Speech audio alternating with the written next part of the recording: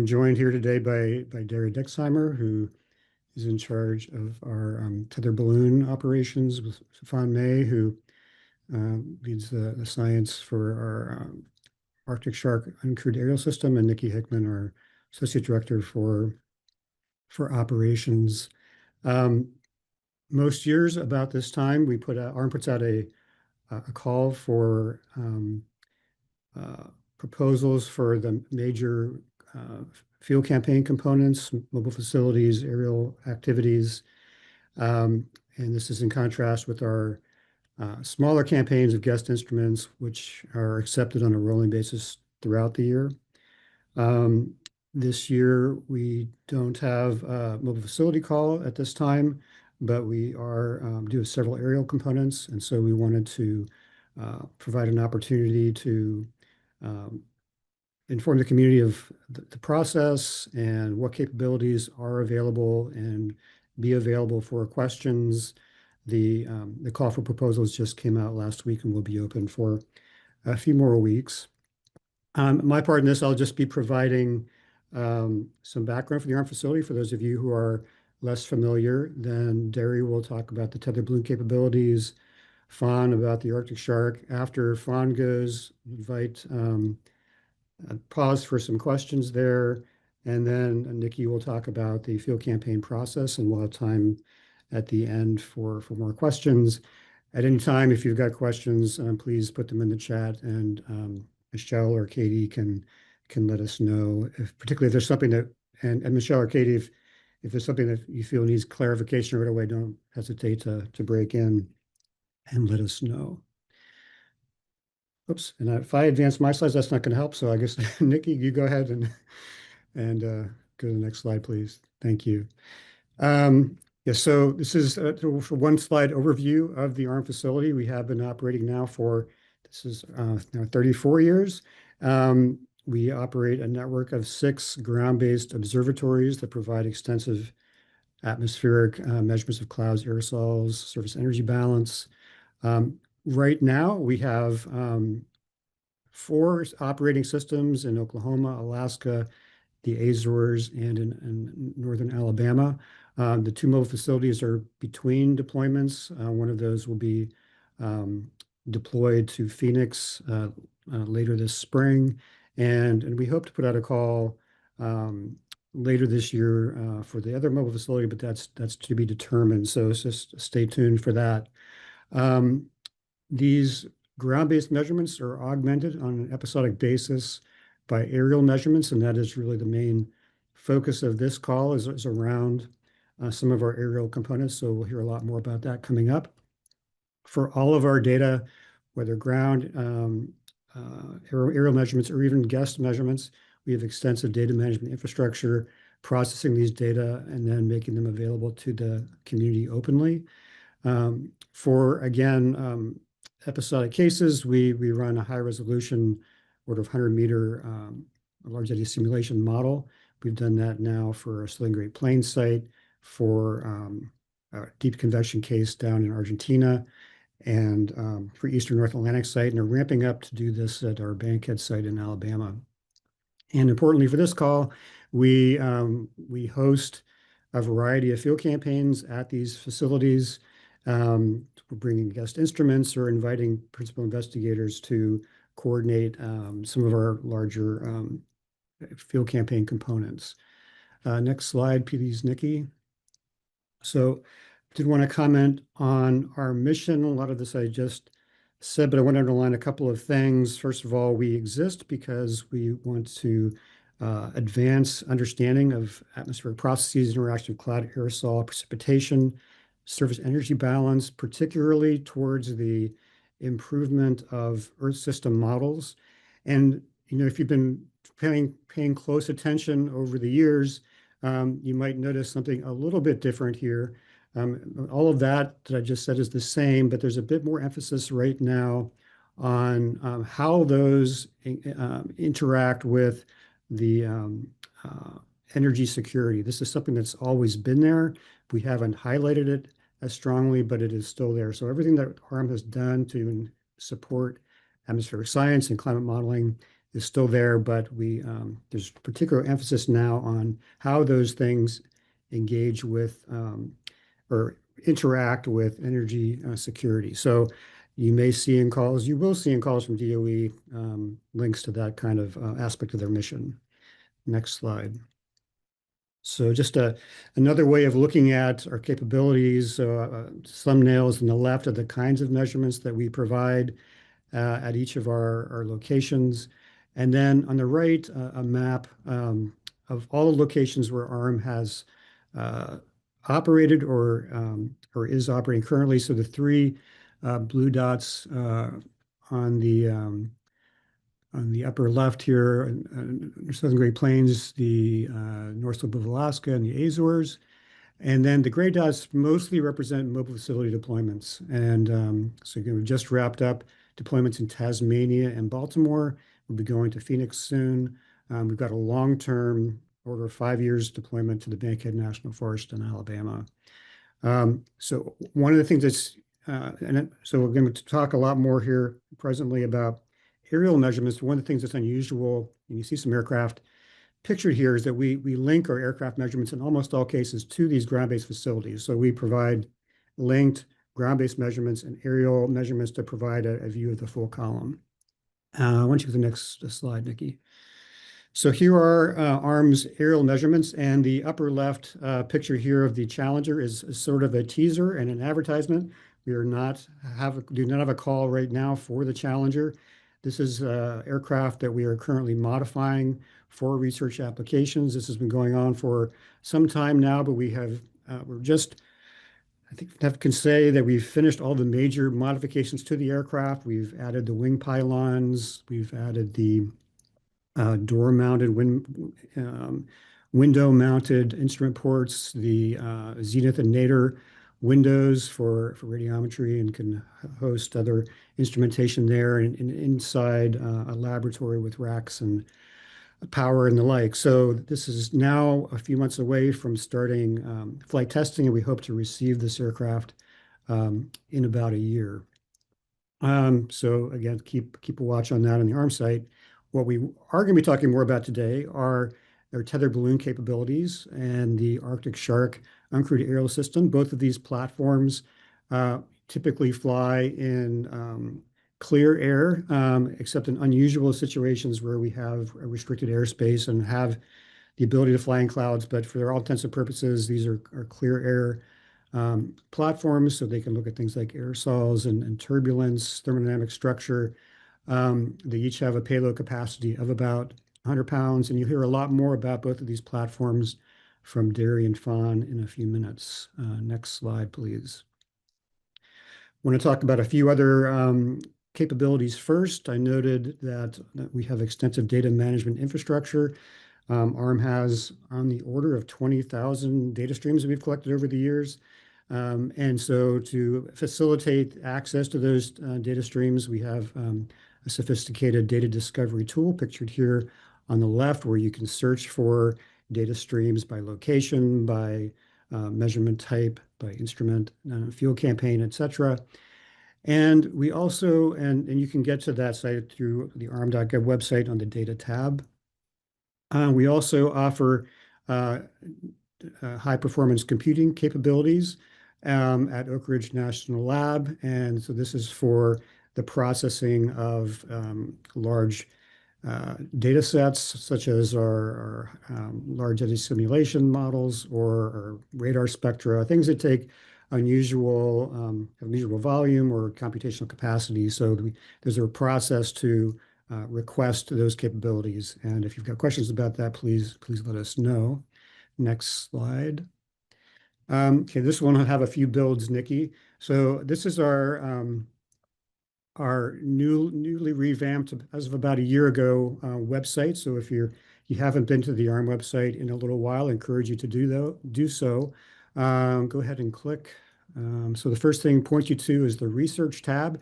This is where you'll find information about publications, but also field campaigns. So things related to what we're talking about in this call, a lot of that you can find on the research tab. Next click, please. Something that's new with this revamped website is a user program tab. So I don't think there's new things on this tab, but we've tried to pull together all of the things that you need to know about ARM to be successful as a user, including the field campaign proposal process, publications. So lots of information on this user program. So if you haven't checked that out, please do so. Next tab.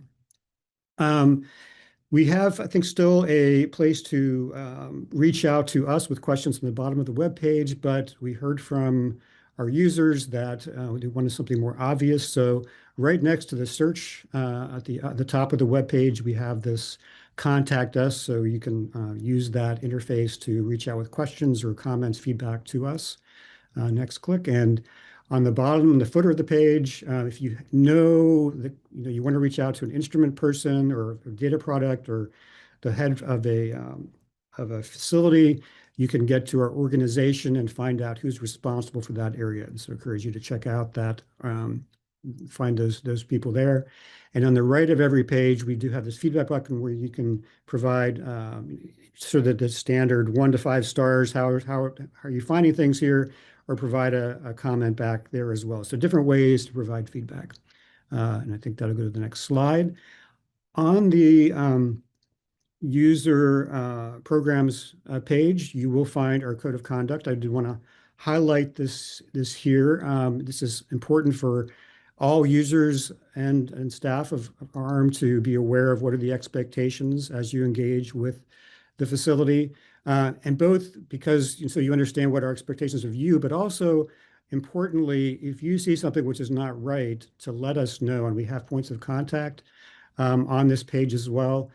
Because if we don't know about a problem, we don't know how to can't fix it. So please do let us know if you run into any issues, and please look through this before you engage with the ARM facility, either at a site or virtually.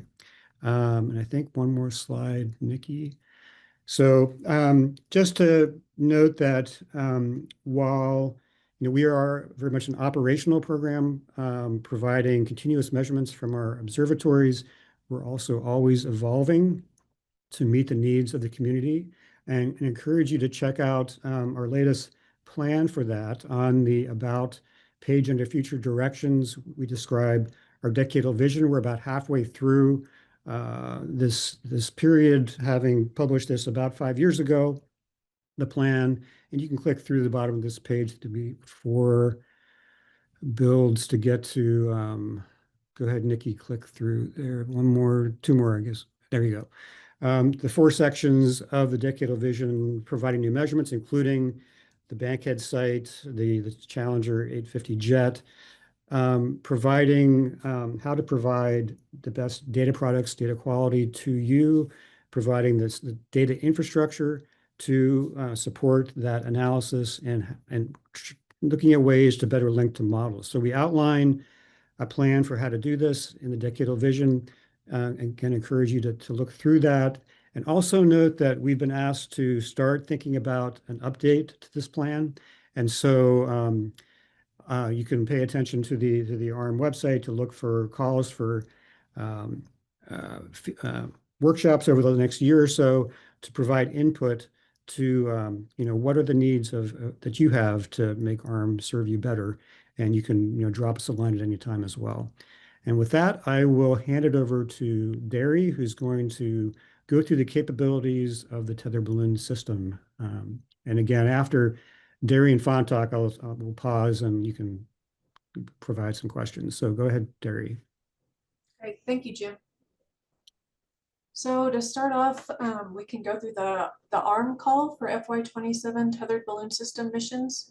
So the letters of intent for this are due on February 4th, and Nikki will be going through all this in more detail later.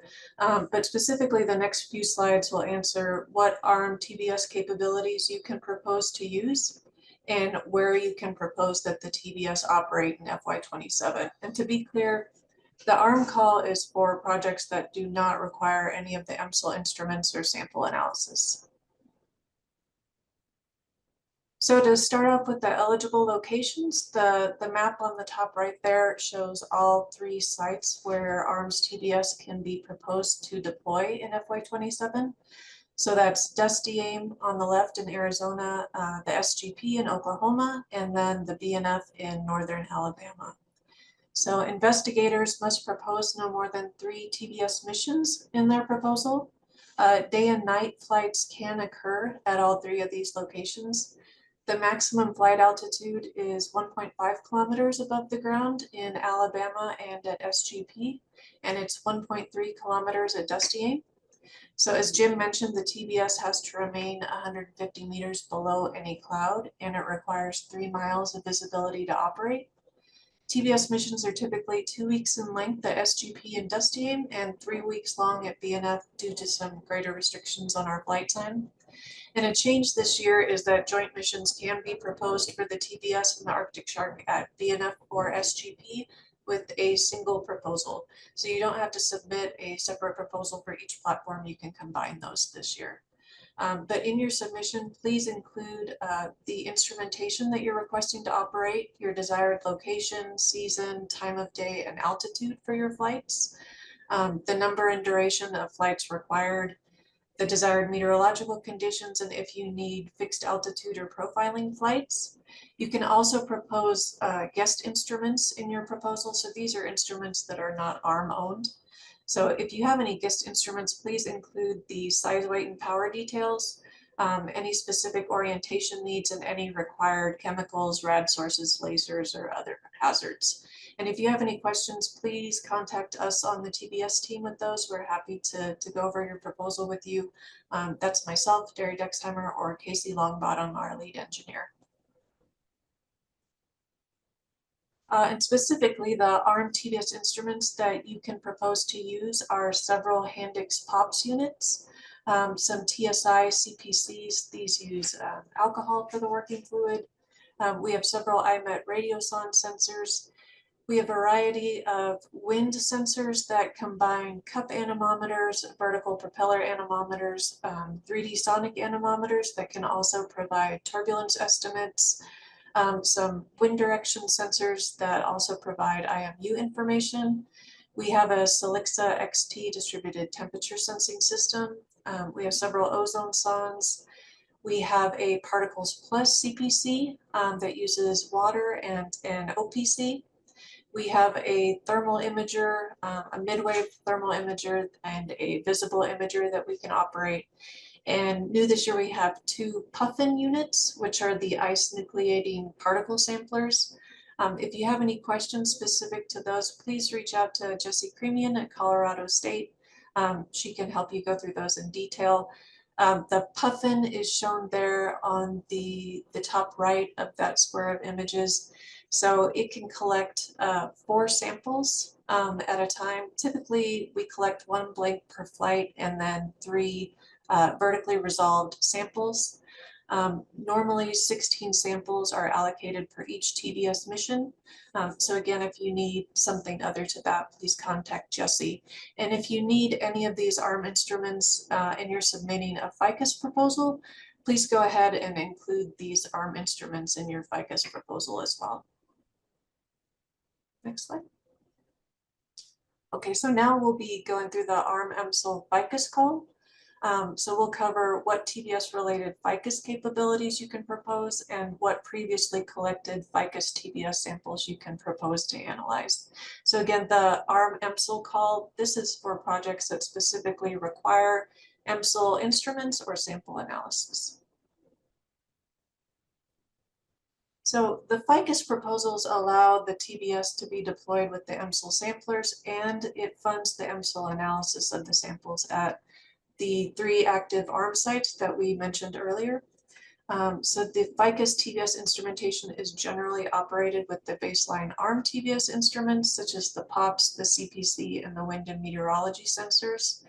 The specific FICUS instruments include the STAC, which provides size and time resolved individual particle morphology and chemical composition, the TBAC, which gives time resolved high resolution mass spec analysis, the Travis, which is a VOC sample the samples undergo chemical analysis using thermal desorption GCMS. And then EMSL also has a WIBS that you can propose to use, which provides a fluorescent particle size distribution. So the plot there on the top left just kind of gives you an indication of how all of these things work together. So those are 3 flights that were carried out overnight between sunset and sunrise at BNF last April. So the purple boxes indicate where the stack, T-back, and Travis were all collecting a sample simultaneously. So S1 there is like the lowest altitude where those would sample. Then we would rise up, they would sample a collection at a middle altitude, then a higher altitude, and then continually on the descent of the TBS. So that kind of gives you an idea of how these things all come together. And then typically for EMSL, we also collect any prevalent pollen that's occurring during the TBS mission, just to aid EMSL in performing source attribution for those filter samples. And I think this slide really gives all the details on the 3 EMSL samplers. I won't go into everything on these, but this would be a good slide to take a picture of if you really have questions about how these work or what sampling media is used on each. One thing I'd like to point out is that this year EMSL has developed new 3-stage impactors for the stack that can collect particles larger than 10 microns, and that's geared toward bioaerosol sampling. Another thing to mention is that the T-back and Travis are typically operated simultaneously aloft and at the surface. And we also typically operate microethylometers aloft and at the surface during these FICUS flights. So if you have any questions related to the sampling media or specific analysis requests, please contact the EMSL team with those questions. That would be Sarup Gina or Jay Cheng. To highlight the previously collected TBS FICUS samples that are eligible for this proposal call are the samples that we will collect this year at BNF and Dusty Aim, and then the samples that we collected last year at BNF, Courage, and SGP. And now last, this section is specific to the tethered balloon and isn't relevant to the ArcticShark.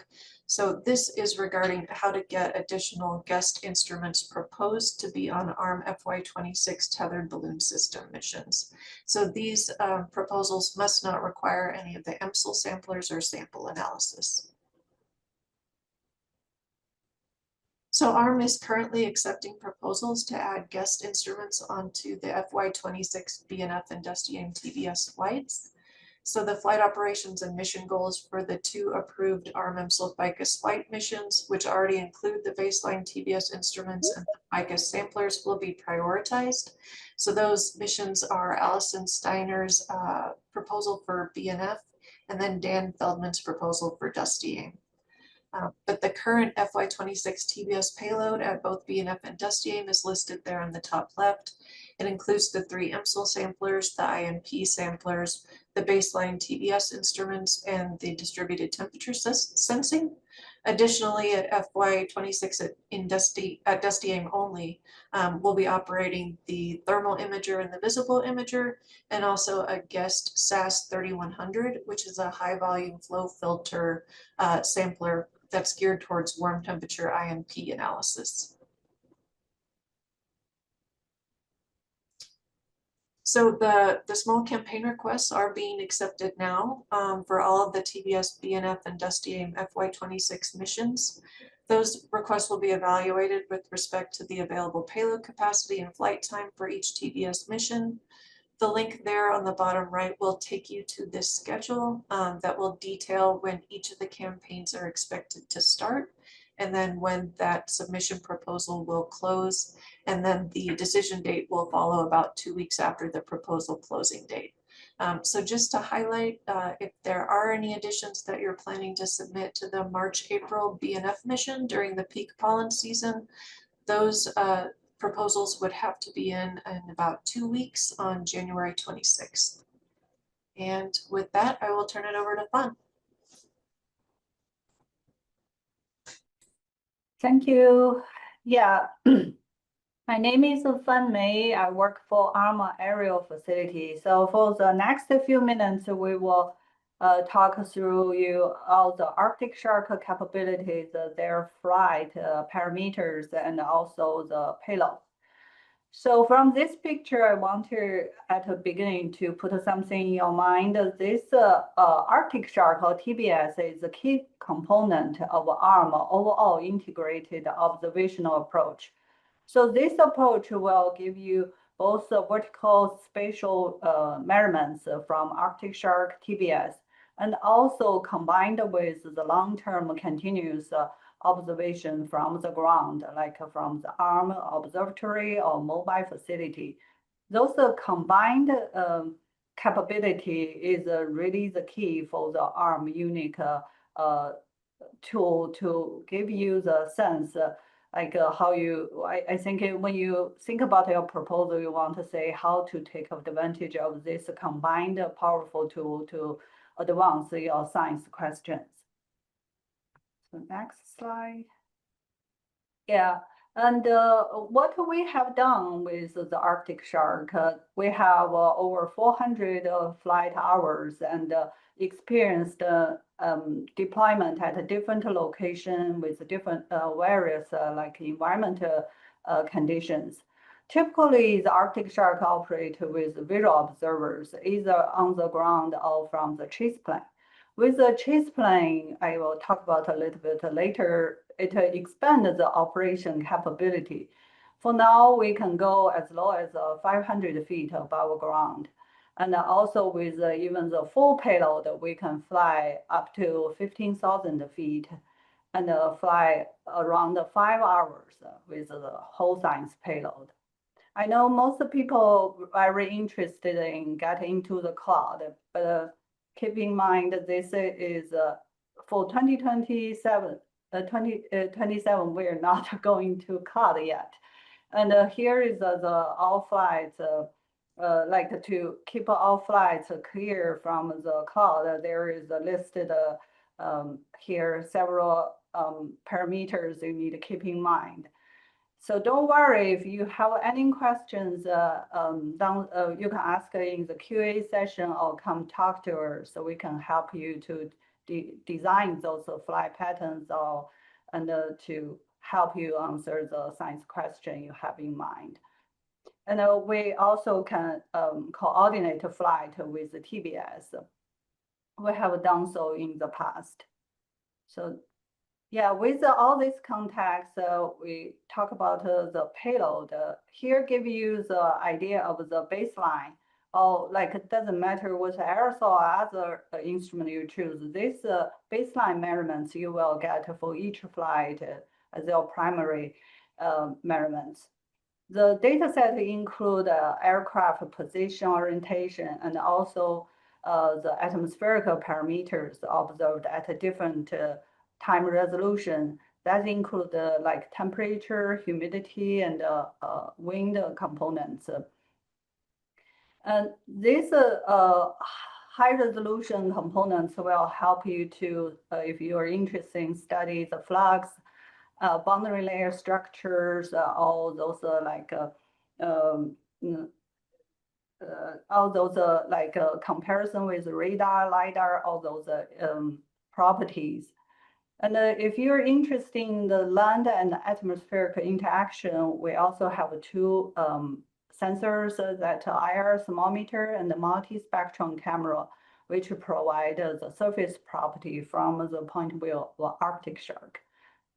Okay, next.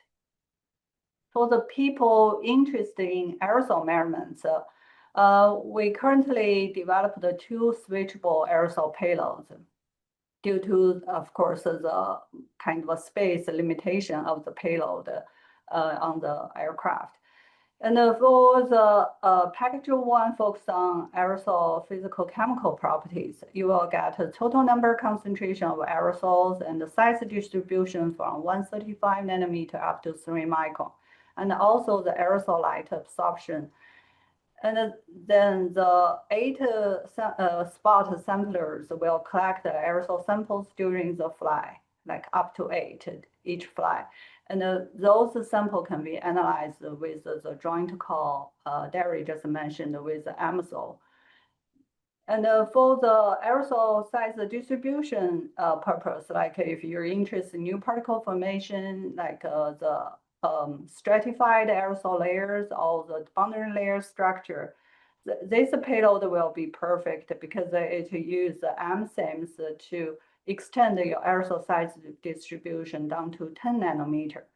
and still keep the other capabilities. The newly added 8 the filter samplers again will provide the offline chemical analysis with EMSL strong capability.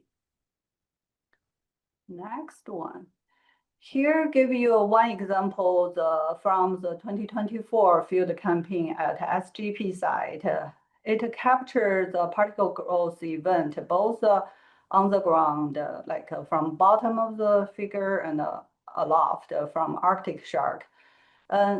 This give you the idea, like if you're interested in new particle formation, all those things, like what realistic data you will get.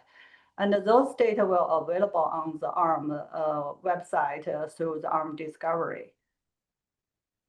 Next. Yep. And here give you the idea of the size of the chase plane we usually operate with ArcticShark. With this chase plane, it expanding our operational envelope to higher altitude and further. And also, like from this picture on your right lower side, you can see we operate above the cloud deck.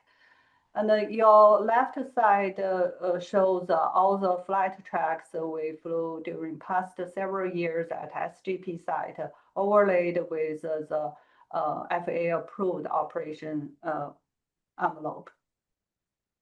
So this give you the idea what we can fly at SGP. But if you have any idea, come talk to us. So we can help you. We have, like you can see, we have many different flight patterns at a different altitude, and you can talk to us. What your science question, and ARM will help you to achieve those. The next one. Yep. As the ARM new mobile facility moved to Bankhead National Forest in Alabama, the ArcticShark already flew there and even coordinated flight with the TBS last year. So here is another like overlaid flight track with the flight boundaries. So I think the take-home message here is ArcticShark is a very powerful tool, especially when it's combined with the TBS and ARM ground capabilities. And I think with all those powerful like measurement capabilities on hand, when you hope that will help you to think about your science question and facilitate your communication with ARM to help you build a strong proposal. Thank you. Thank you, Fawn and Derry. Just maybe pause here a second. I haven't seen any questions in the chat, but are there any questions for Derry or Fawn about any of the capabilities that we just heard about, or general questions? David? I'm sorry, I don't have my camera set up properly, but you already mentioned the challenges of getting close to convection, and I don't want to distract, but with those limits, you know, how nimble is the ArcticShark or the TBS in terms of if you wanted to capture the environment prior to say a convective event coming into a given location where you're set up to go, you know, could you get to those limits, you know, in front of the convection or MCS coming in, then get out of the way and come back in for the adjusted environment afterwards? Is that something that's in the cards in any foreseeable future? So I guess maybe I'll let Derry or Fawn answer, but before we don't want to get too close to pushing any boundaries, but is it part of the question how far in advance we need to lock down flight profiles relative to that kind of changing environment? Yes. Okay, so I don't know, Derry, why don't you start? Could you say something, a word about what you typically do in terms of flight planning for a given day? Sure. Hi, David. Normally, our our ability to operate around convection is predicated on our lightning standoff. So we typically have a 10-mile lightning standoff. So we've, I think, operated under that kind of proposal previously, where we've tried to fly right up until the convection is so close that the lightning is within that standoff, and then the TBS will go into the hangar while the storm occurs, and then we'll immediately come back out to capture post-convection measurements. So can you say a word, Derry, about how long in advance you're able to make changes in the timing of a flight? I think, it's pretty agile, depending on the day. If we know that convection is forecast, we'll keep a close eye on the radar that day, and we can be in communication with, the PI about what's happening. And just as soon as the lightning is within about 10 miles, then we'll be prepared to stow the balloon. Okay, thank you. And Fawn, is there anything you'd like to add about constraints on the ArcticShark or the planning cycle? Yeah, for the ArcticShark, well, it also depends on the convection locations. And sometimes if it's like far away from the airport, and we also need to think about the operation range. We need a safely return to the airport. That's also the one with the constraint. And it depends on the airport conditions, like coordinate with other air traffic. Mhm. Thanks. Thank you. David, does that help answer your question?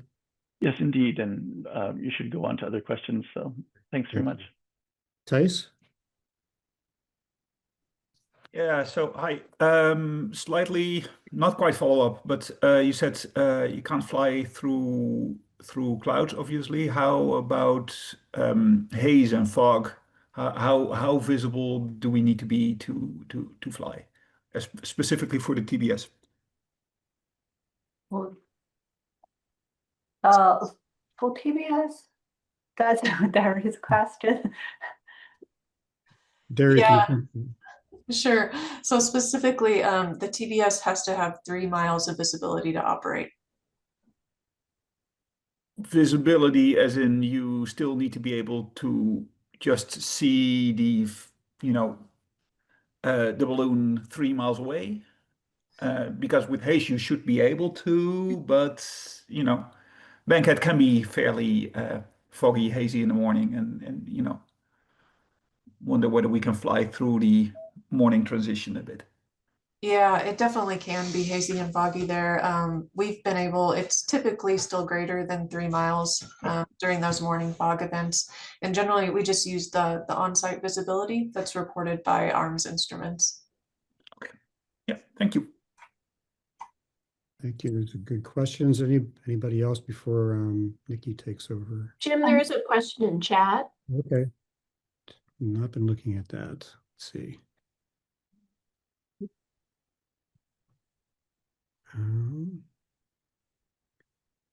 Understand correctly that there won't be guest instruments for the ArcticShark. That is correct.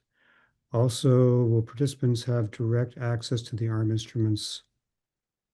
Or will those only be handled by ARM staff after the experiment is designed? I think, well, yeah, so we will not be accepting guest instruments for the ArcticShark. We have flown guests in 1 or 2 very special cases and hope to do that in the future, but not this time around. For the tethered balloon, we have done that routinely. Derry, do you want to say a word about how you engage with the PIs for guest instruments?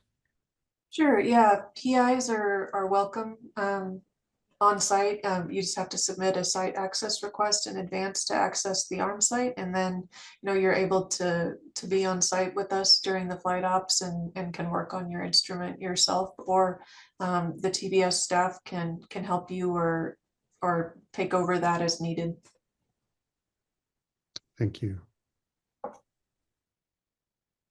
Okay, let's see.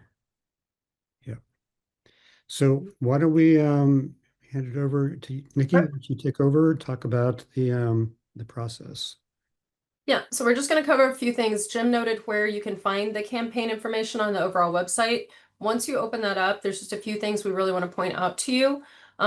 First off, for this proposal, you'll need a proposal and you'll need instrument support requests, and that's what we require to process them. If you don't know, if you have any questions about that, please do ask. We can discuss here later. If you look to the right of the campaign page in that red box where I've got over there, there's a lot of information that is there, and we design those links because we tell you need to go look at them. So please take note of those. Obviously, we, submit on time. Please do read instructions that that are important and critical to what you're doing. Align with the ARM mission and DOE goals, and communicate with ARM. Please ask us questions if you have them. We don't want you to waste your time. We don't want to waste our time. So please just ask. We will help you wherever we can. Please note also in that link group, there is the field campaign guidelines. I'm specifically noting anybody doing anything at BNF. If you have any instruments that you are going to want to have guest instruments on the ground or do anything outside of the TBS or ArcticShark, please read that. There are some very serious timeline indications in there that may prevent what you want to do. But again, talk to us. We will work with you. Excuse me, I'm sorry. As Jim noted, if you submit to ARM, you are agreeing to abide by our code of conduct, that you will give us the information that is required to process your campaign to review it, but also if it is approved, you will be asked for a science plan that will be public on the campaign webpage. You are required to submit data within 6 months after the campaign for any of your guest instruments, and a final report that notes what happened during the campaign that will also be public. If you are proposing to ARM for this call and you have outstanding data or reports, your campaign will not be reviewed. So please, any of you that have any languishing items on the data submission or the final report, please make sure you get those cleared before you submit to us. It's pretty simple to submit to ARM. The FICUS call has a directed LOI, so you'll be if you look at Derry's QR code, it'll take you to the EMSL page and it'll give you instructions. If you're proposing to ARM, this web form is what you will use to propose to us. It's very straightforward, and both of them include very similar information. Who you are, who your co-investigators are, what information about your campaign, what is the science focus, the relevance to ARM and DOE, what's the plan, what resources do you need. Please indicate any ARM resources that you need and want to work with in that section, and we'll make sure that we review that as we're reviewing your campaign and have discussions with you to work that out early in the process. Each of the submission form pieces on the form have instructions to the right. Please use that. It'll tell you, it's surprising how many questions I get that the information is right there on the right. So please look at that and go through the form. Don't be afraid of it. It's not a scary thing. If there's any other non-ARM assets, so this aerial question for aircraft is for non-ARM aerial assets. So if you have another UAS or something you want to apply, please click that. It's a big indicator and flag for us on things we need to work with you on. We do have very rare occasions, but sometimes we have proprietary information. You should know if that applies to you, but please click that and we'll work with you on that as well.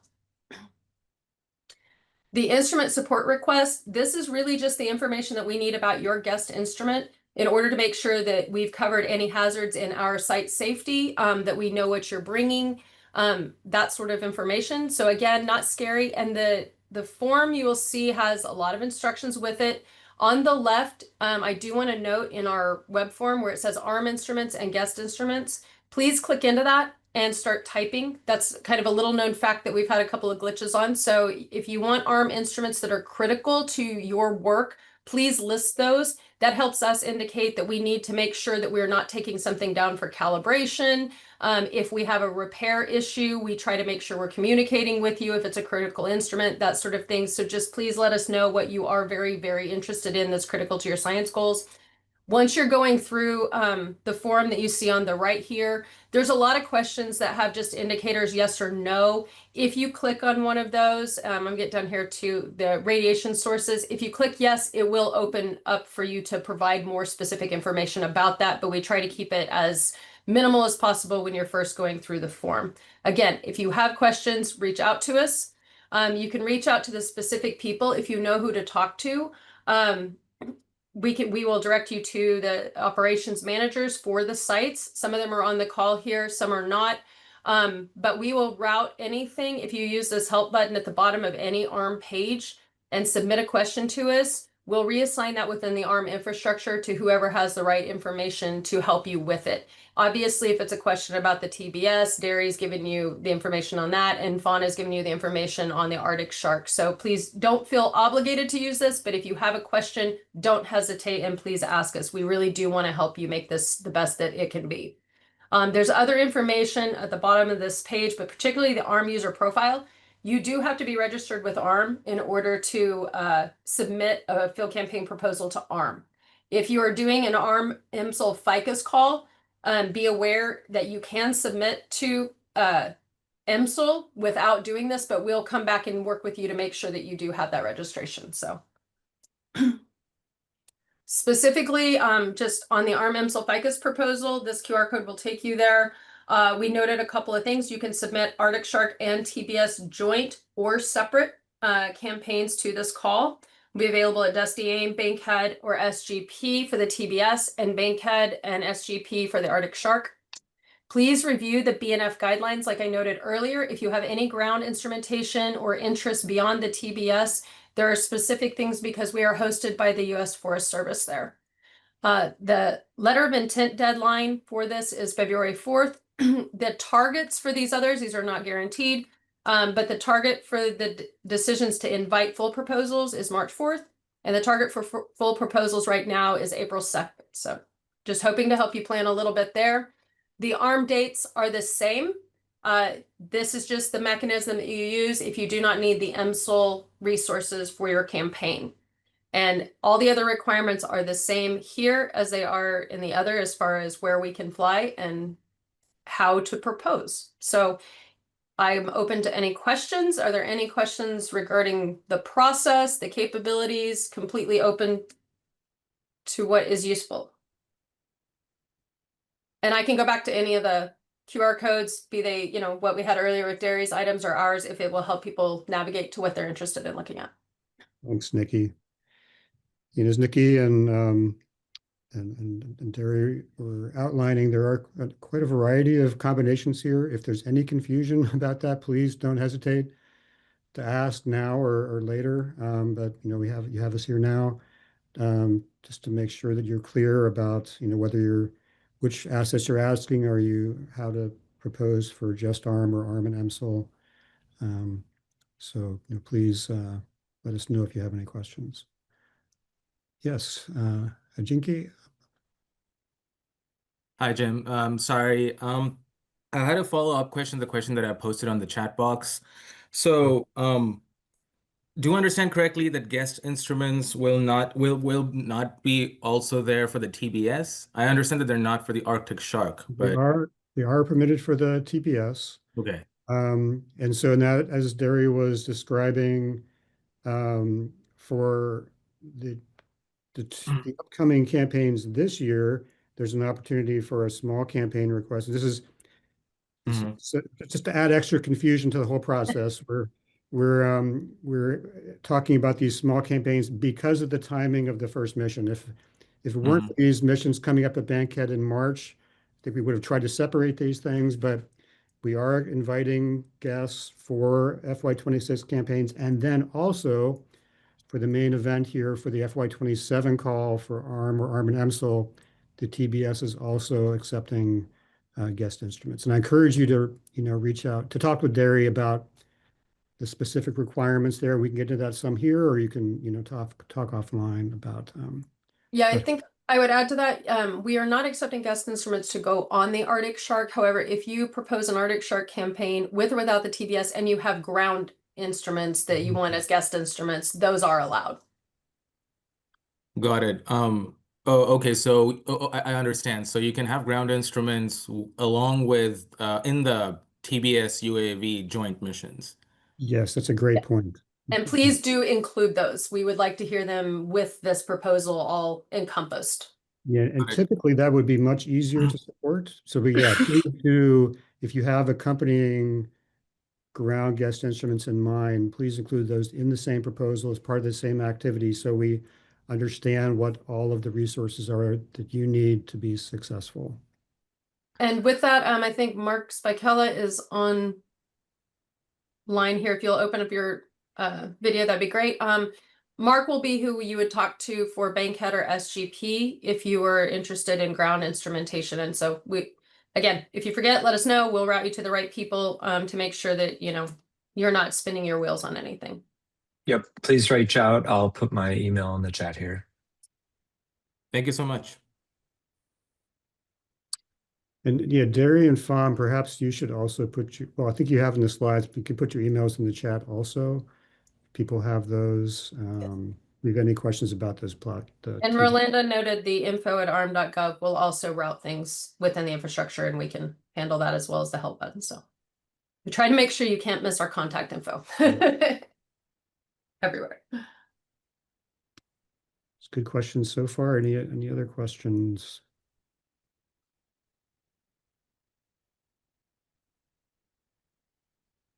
Sorry, I don't want to hijack this, but I do have an additional question. Go ahead. Unless someone else has one. If there are no guest instruments, will the PIs have access to the site during the missions? You certainly can. So as I think Nikki said, just put in a guest request to visit the site, and you can certainly be there. And I think would be great if you could as a PI. It is not required, but we definitely encourage PIs to come and visit the site. Just put in a request. Yes, and particularly if you have students or other things, please coordinate with whoever's doing the operations well in advance. If you're going to come to the site and you're not actively working, just to make sure that we coordinate how many people and we have the appropriate people on site to work with you and show you what you want to see. Okay, thank you so much. I see a question there from GK, but I think before I answer that, I will just something I don't think any of us said. Maybe Nikki and I missed it, but just in terms of what does ARM provide and not provide. So we provide all the technical support for operating these platforms, for integrating guest instruments, operating guest instruments once they've been installed. We do not provide research funding. We do not provide travel funding for PIs. So that has been a point of questions in the past. So just wanted to be clear that what we're providing is the resources to operate these instruments, whether our own or the guests. But just wanted to make sure that was understood. Would it be possible to deploy the TBS at S20 or S10? I'm pretty sure the answer is no, because we had to go through a lot of hoops to get the ability to fly at the central site, to get the clearance that we needed there. But maybe I'll ask Derry if there's any flexibility on where we fly at the Bankhead. I think the answer is no, but go ahead. Yeah, currently it's limited to the main flight pad for the TBS at the main site. But it is just a reminder for folks that we do have nearby the tower, which provides another source of profiling just about a kilometer away from the main site. So that's and I know we have so with the same small campaign, we also entertain, I think, guest instruments on the tower. Is that fair to say, Mark? I know there's been at times concern that we might fill that as well, but I believe there are opportunities to propose guest instruments on the tower. Yep. And I think in the past we've even seen that as part of some of these other proposals. So yes, we do allow guest instrumentation on the S10 tower. Very non-trivial to climb the tower yourself, but Mark is happy to do that for you. It's a haul, but the view is nice. Okay. Anything else?